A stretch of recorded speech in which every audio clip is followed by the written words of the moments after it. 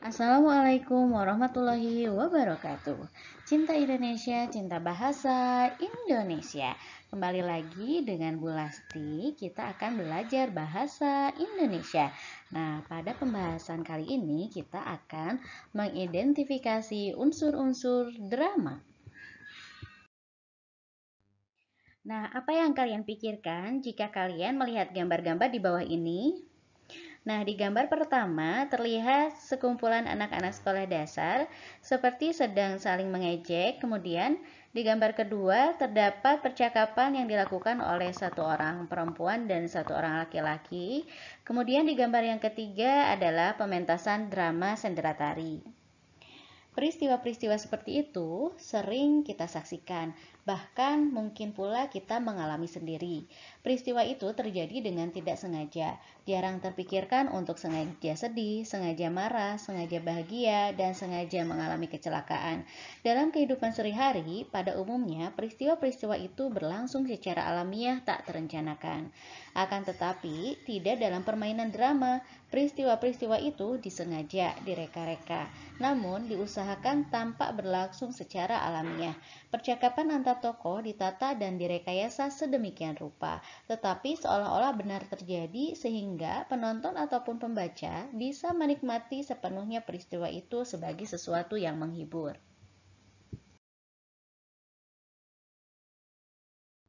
Nah, apakah kalian pernah menyaksikan sebuah pementasan atau drama? Jika pernah, drama apa yang pernah kalian tonton? Kemudian, apa yang membuat kalian tertarik dengan drama tersebut? Nah, pertanyaan tersebut bisa kalian jawab nanti ya.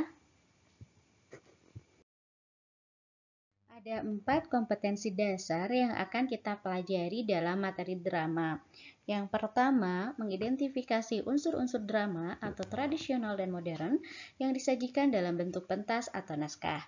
Yang kedua, menginterpretasikan drama atau tradisional dan modern yang disajikan dalam bentuk pentas atau naskah. Yang ketiga, menelaah karakteristik unsur dan kaidah kebahasaan dalam teks drama yang berbentuk naskah atau pentas. Dan yang keempat, menyajikan drama dalam bentuk pentas dan naskah.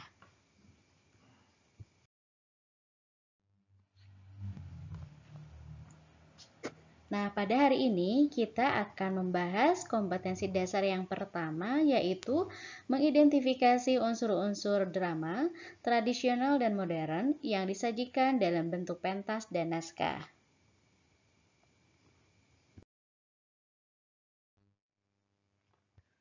Tujuan pembelajaran hari ini adalah setelah mempelajari materi ini, kalian diharapkan dapat mengenal dan mendalami unsur-unsur drama, baik tradisional dan modern yang disajikan dalam bentuk pentas atau naskah.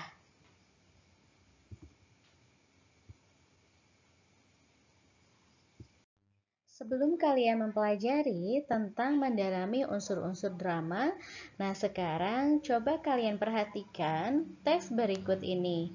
Nah, di sini kita akan belajar mengenai karakteristik drama terlebih dahulu ya. Di sini ada teks yang berjudul Ketika Pangeran Mencari Istri. Teks tersebut merupakan contoh drama. Drama adalah tindakan kebiasaan sehari-hari atau sebuah penggambaran tentang kehidupan sehari-hari melalui perilaku dan emosi. Nah, pada drama Ketika Pangeran Mencari Istri, di situ diceritakan tentang seorang pangeran yang belajar mengenai arti ketulusan cinta. Jadi, pengertian teks drama adalah teks yang menggambarkan kehidupan dan watak manusia melalui tingkah laku atau akting yang dipentaskan. Drama juga diartikan sebagai karya seni yang dipentaskan.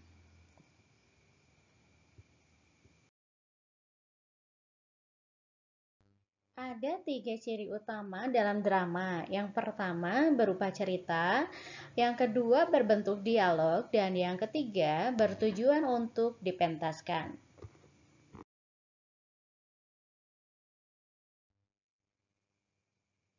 Istilah drama sudah dikenal oleh masyarakat Indonesia sejak dahulu. Hal itu terbukti dengan istilah-istilah yang sudah biasa kita gunakan, yang pengertiannya hampir sama dengan pengertian drama. Berikut istilah-istilah yang merujuk pada pengertian drama tradisional masyarakat. Sandiwara. Istilah sandiwara diciptakan oleh Mangkunegara ketujuh berasal dari kata bahasa Jawa. Sandi yang berarti rahasia dan marwah yang berarti pengajaran. Oleh Ki Hajar Dewantara, istilah sandiwara sebagai pengajaran yang dilakukan dengan perlambang secara tidak langsung. Lakon. Istilah ini memiliki beberapa kemungkinan arti, yaitu yang pertama, cerita yang dimainkan dalam drama, wayang, atau film. Kedua, karangan yang berupa cerita, sandiwara, dan yang ketiga, perbuatan, kejadian, peristiwa. Tonil. Istilah tonil berasal dari bahasa Belanda, tonil, yang artinya pertunjukan. Istilah ini populer pada masa penjajahan Belanda. Sendratari. Sendratari kepanjangan dari seni drama dan tari. Sendratari berarti pertunjukan serangkaian tari-tarian yang dilakukan oleh sekelompok orang penari dan mengisahkan suatu cerita dengan tanpa menggunakan percakapan. Tablo. Tablo merupakan drama yang menampilkan kisah dengan sikap dan posisi pemain, dibantu oleh pencerita. Pemain-pemain tablo tidak berdialog.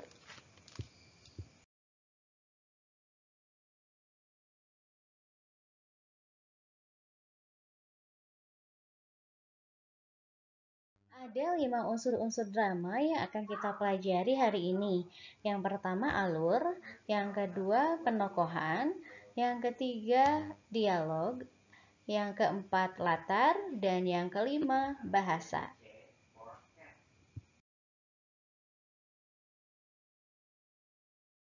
Alur. Alur adalah rangkaian peristiwa dan konflik yang menggerakkan jalan cerita. Alur drama mencakup bagian-bagian, pengenalan cerita, konflik awal, perkembangan konflik, dan penyelesaian.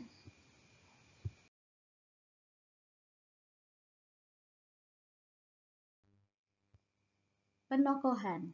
Penokohan merupakan cara pengarang di dalam menggambarkan karakter tokoh. Dalam pementasan drama, drama mempunyai posisi yang penting. Tokohlah yang mengaktualisasikan naskah drama di atas pentas. Tokoh yang didukung oleh latar peristiwa dan aspek-aspek lainnya akan menampilkan cerita dan pesan-pesan yang ingin disampaikan. Berdasarkan perannya, tokoh terbagi atas tokoh utama dan tokoh pembantu. Tokoh utama adalah tokoh yang menjadi sentral cerita dalam pementasan drama. Tokoh pembantu adalah tokoh yang dilibatkan atau dimunculkan untuk mendukung jalan cerita dan memiliki kaitan dengan tokoh utama. Tokoh utama setidaknya ditandai oleh 4 hal, yaitu pertama, paling sering muncul dalam setiap adegan. Kedua, menjadi sentral atau pusat perhatian tokoh-tokoh yang lain. Ketiga, kejadian-kejadian yang melibatkan tokoh lain selalu dapat dihubungkan dengan peran tokoh utama. Dan yang keempat, dialog-dialog yang dilibatkan tokoh-tokoh lain selalu berkaitan dengan peran tokoh utama. Dari segi perwatakannya, tokoh dan perannya dalam pementasan drama terdiri 4 macam, yaitu tokoh berkembang, tokoh pembantu, tokoh statis, dan tokoh serba bisa. Tokoh berkembang adalah tokoh yang mengalami perkembangan nasib atau watak selama pertunjukan. Misalnya, tokoh yang awalnya seorang yang baik pada akhirnya menjadi seorang yang jahat. Tokoh pembantu adalah tokoh yang diperbantukan untuk menyertai, melayani, atau mendukung kehadiran tokoh utama. Tokoh pembantu memerankan suatu bagian penting dalam drama, tetapi fungsinya tetap sebagai tokoh pembantu. Tokoh statis adalah tokoh yang tidak mengalami perubahan karakter dari awal hingga akhir dalam suatu drama. Misalnya, seorang tokoh yang berkarakter jahat dari awal drama akan tetap bersifat jahat di akhir drama. Tokoh serba bisa adalah tokoh yang dapat berperan sebagai tokoh lain. Misalnya, tokoh yang berperan sebagai seorang raja, tetapi ia juga berperan sebagai seorang pengemis untuk mengetahui kehidupan rakyatnya. Dialog. Dalam sebuah dialog itu sendiri, ada 3 elemen yang tidak boleh dilupakan. Ketiga elemen tersebut adalah tokoh, wawancang, dan keramagung. Tokoh adalah pelaku yang mempunyai peran yang lebih dibandingkan pelaku-pelaku lain. Sifatnya bisa protagonis atau antagonis. Wawancang adalah dialog atau percakapan yang harus diucapkan oleh tokoh cerita. Keramagung adalah petunjuk perilaku, tindakan, atau perbuatan yang harus dilakukan oleh tokoh. Dalam naskah drama, keramagung dituliskan dalam tanda kurung atau biasanya dicetak miring. Latar. Latar adalah keterangan mengenai ruang dan waktu. Penjelasan latar dalam drama dinyatakan dalam petunjuk pementasan. Bagian itu disebut dengan keramagung. Latar juga dapat dinyatakan melalui percakapan para tokohnya. Dalam pementasannya, latar dapat dinyatakan dalam tata panggung ataupun tata cahaya. Bahasa. Bahasa merupakan media komunikasi antar tokoh. Bahasa juga bisa menggambarkan watak tokoh, latar, ataupun peristiwa yang sedang terjadi. Apabila disajikan dalam bentuk pementasan, drama memiliki unsur lainnya, yaitu sarana pementasan seperti panggung, kostum, pencahayaan, dan tata suara.